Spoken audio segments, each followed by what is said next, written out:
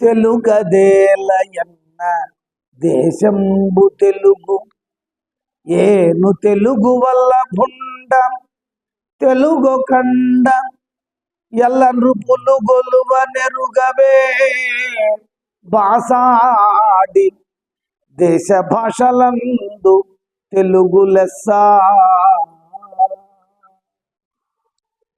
శ్రీకృష్ణదేవరాయలు ఆయన హంపిని రాజధానిగా చేసుకొని విజయనగర సామ్రాజ్యాన్ని పరిపాలించాడు. ఆయన పరిపాలించినటువంటి సామ్రాజ్యం అంతా ఇప్పుడు తెలంగాణ, ఆంధ్ర, కర్ణాటక, ఒరిస్సా ఈ 4 రాష్ట్రాలు, ఇప్పుడున్న 4 రాష్ట్రాలు కలిపి ఆయన ఒకే సామ్రాజ్యంగా విజయనగర సామ్రాజ్యంగా ఆనాడు పరిపాలించాడు. ఈ రాష్ట్రాలన్నింటిలో కూడా ఆనాడు తెలుగు వైభవంగా వెలుగొందింది. ఆయన యొక్క ఆస్థానంలో అష్టదిగ్గజ కవులు ఉండేవాళ్ళు. ఆ అష్టదిగ్గజ కవుల ద్వారా తెలుగు భాషని, ప్రబంధ సాహిత్యాన్ని ఆయన ఎంతగానో అభివృద్ధి పరిచారు. ఎన్నో ప్రబంధాలు ఆయన కాలంలో వచ్చినాయి. ఆయన స్వయంగా ఆముక్తమాల్యద అనేటువంటి ప్రబంధాన్ని రచించి మిగతా వాళ్ళందరికీ కూడా మార్గదర్శకుడు అయ్యాడు.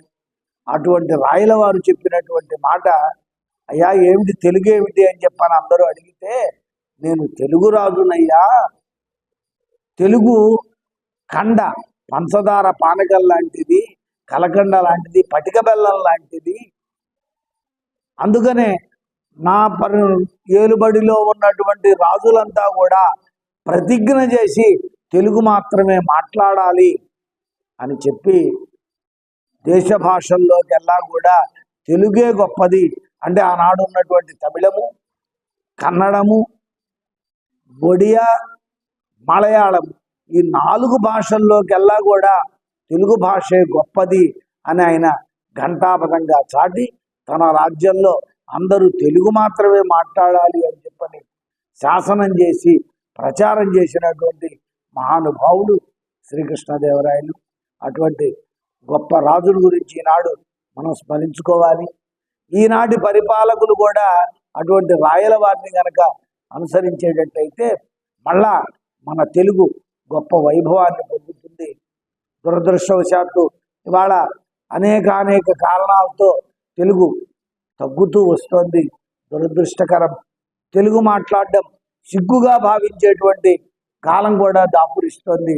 ఇది మహా దురదృష్టకరమైనటువంటి అంశం. అలాంటి భావన పోవాలి. అందరూ తెలుగు మాట్లాడాలి, తెలుగులోనే బతుకుదాం అని చెప్పని ఆశిస్తూ మీ అందరికీ కూడా శుభాశిస్తులు.